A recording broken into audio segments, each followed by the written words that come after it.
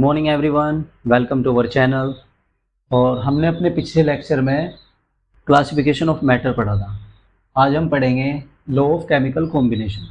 Law of chemical combination में 5 law है। पहला लॉ आपका law of conservation of mass, law of constant proportion, law of multiple proportion and Gay-Lussac law और Avogadro law. So हम first पढ़ेंगे law of conservation of mass. तो अब हम अपना पहला लॉ पढ़ेंगे, law of conservation of mass. तो law of conservation of mass क्या कहता है कि during any physical and chemical change the total mass of a product is always equal to the total mass of reactant. यानी कि जो आपका product का मास होगा वो टोटल मास रिएक्टेंट के इक्वल होगा। यानी कि अगर आप कोई 2 रिएक्टेंट ले रहे हैं, जैसे हमने एग्जांपल लिया है CaO प्लस CO2, 56 ग्राम CaO प्लस 44 ग्राम CO2, देन कॉम्बिनेशन इनका कितना बैठेगा यहाँ पे 100, और उधर जब प्रोडक्ट बना तो उसका मास भी 100 ग्राम ही आया।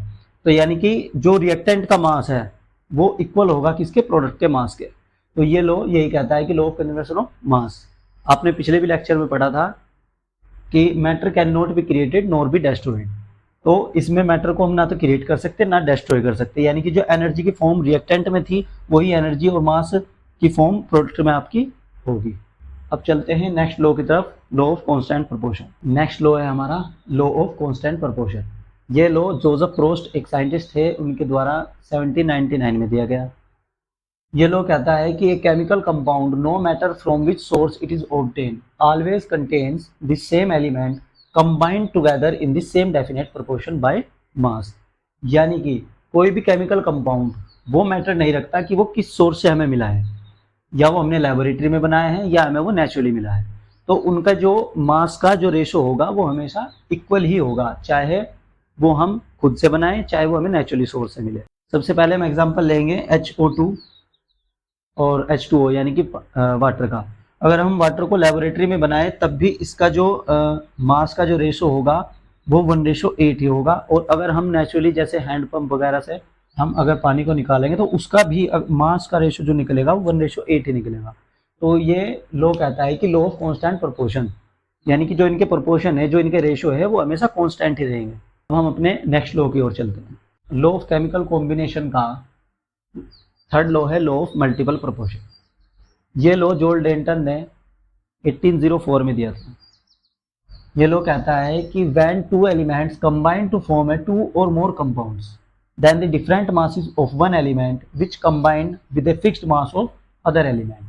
यानी कि अगर हम 2 एलिमेंट में से एक एलिमेंट को फिक्स्ड मास रखेंगे और दूसरे का मास चेंज करते रहेंगे तो हमें वही 2 सेम एलिमेंट अलग अलग कंपाउंड देंगे। जैसे कि एग्जांपल में आपका ऑक्सीजन और नाइट्रोजन से हमने लिया 28 ग्राम हमने ऑक्सीजन और 16 पार्ट नाइट्रोजन के, तो N2O बना। ऑक्सीजन 28 फिक्स रखा हमने ऑक्सीजन, और नाइट्रोजन को हमने 32 लिया तो NO बना। अब ऑक्सीजन हमने 28 और फिर नाइट्रोजन को हमने 48 कर दिया तो ये N2O3 बना। तो आपका लॉ ऑफ मल्टीपल प्रोपोर्शन यही कहता है कि सेम एलिमेंट से हम उनके मास को चेंज करके एक या एक से ज़्यादा कंपाउंड क्रिएट कर सकते हैं। तो अब चलते हैं हम अपने नेक्स्ट लॉ पे। लॉ ऑफ केमिकल कॉम्बिनेशन का हमारा नेक्स्ट लॉ है गे-लुसाक लॉ। इसके नाम पे मत जाइएगा, इनके नाम थोड़े ऐसे ही होते हैं। गे-लुसाक 1808 में दिया है। तो when 2 or more gases react with one another, their volumes bear simple whole number ratio and with one another and to the volume of product provided all volumes are measured under identical condition of temperature and pressure। Example से समझते हैं। जैसे कि hydrogen और chloride को हमने जब mix किया तो इन्होंने 2 मॉलिक्यूल्स ऑफ हाइड्रोजन क्लोराइड के दिए। ये प्रोडक्ट अगर हम 1:1 वॉल्यूम पर एक टेम्परेचर और प्रेशर पर, इसके फिक्स्ड टेम्परेचर प्रेशर पर मिलाएंगे तो वो 2 molecules of hydrogen chloride gas के हमेशा प्रोडक्ट में मिलेंगे। तो ऐसे एग्जांपल है N2+3H2 का। इसमें 2 मॉलिक्यूल्स ही NH3 के दिए। एक फिक्स्ड टेम्परेचर एंड प्रेशर पर जब हम नाइट्रोजन का 1 volume plus 3 volume of hydrogen gas के 3 वॉल्यूम मिलाएंगे तो हमें 2 वॉल्यूम नाइट्रोजन और NH3 के अमोनिया गैस के हमें 2 वॉल्यूम मिलेंगे। अब चलते हैं हम अपने नेक्स्ट लॉ पर। लॉ ऑफ केमिकल कॉम्बिनेशन का हमारा लास्ट लॉ है अवोगाद्रो लॉ, और अवोगाद्रो हाइपोथेसिस भी इसे बोला जाता है। ये अवोगाद्रो साइंटिस्ट के द्वारा 1811 में दिया गया। क्या कहता है ये लो कि under identical condition of temperature and pressure equal volumes of all gases contain equal number of molecules. यानी कि कुछ फिक्स्ड कंडीशन किसकी, टेम्परेचर एंड प्रेशर की, उसमें अगर इक्वल वॉल्यूम ऑफ सभी गैसेस का वॉल्यूम इक्वल है तो उसी के अंदर उतने ही इक्वल नंबर के मॉलिक्यूल्स होंगे।